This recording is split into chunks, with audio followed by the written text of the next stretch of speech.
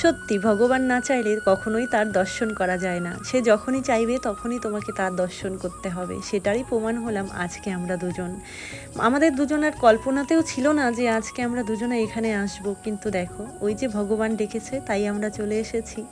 আজকে আমরা দুজনে মিলে এসেছি এশিয়ার সবথেকে বৃহত্তম বড় শিবলিঙ্গ দেখার জন্য। বাড়ির থেকে যখন বেরিয়েছিলাম তখন আমরা দুজনের কেউই জানতাম না যে এই জায়গাটায় আমরা আজকে আসব। আমাদের আসার কথা ছিল বগুলাতে এসে কাজ মিটিয়ে তারপর কিন্তু আমরা দুজনে মিলে চলে এসেছি এই শিবনিবাসে। বেশ অনেকটা টাইম আগেই আমরা বিকালে গেট খোলার আগে চলে এসেছিলাম, তাই কিন্তু অনেকটা টাইম আমাদের বসতে হয়েছিল। বসে এই যে এখন যাচ্ছি বাবার দর্শন করতে। দেখো ভিতরে কিন্তু আমি চলে এসেছি, আর এইখানে আমি আসার সময় একটু প্রসাদ নিয়ে এসেছিলাম। যেহেতু আমরা বিকালবেলায় এসেছিলাম তাই ভাবছিলাম এখানে হয়তো বিকালে পুজো হয় না, কিন্তু এখানে বিকালে পুজো হয়।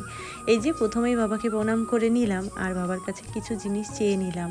তারপর কিন্তু ঠাকুরমশাই এসে আমরা যে প্রসাদটা নিয়ে গেছিলাম সেটা দিয়ে আমাদের জন্য একটু পুজো করে দিল। এই দেখো, তারপর এখান থেকে প্রণাম করে আমি এখন বাইরের দিকে চলে যাচ্ছি। আর এইখানে কিছু দুষ্ট মানুষ বসেছিল, তাদের কিন্তু প্রসাদ দিয়ে দিলাম। এনাদের প্রসাদ দেওয়ার পর এরা এতটা খুশি হয়েছে আর আমাকে বলছিল প্রসাদটা নাকি ভীষণ ভালো ছিল। সেভাবে কিছু এনাদের জন্য আমি করতে পারি না, কিন্তু যদি কখনো আমার সুযোগ হয় এই মানুষগুলোর জন্য আমি কিছু করব। তো চলো আজকের ভিডিওটা এই পর্যন্তই থাক। আর ভিডিওটা তোমাদের কেমন লাগলো অবশ্যই কমেন্ট করে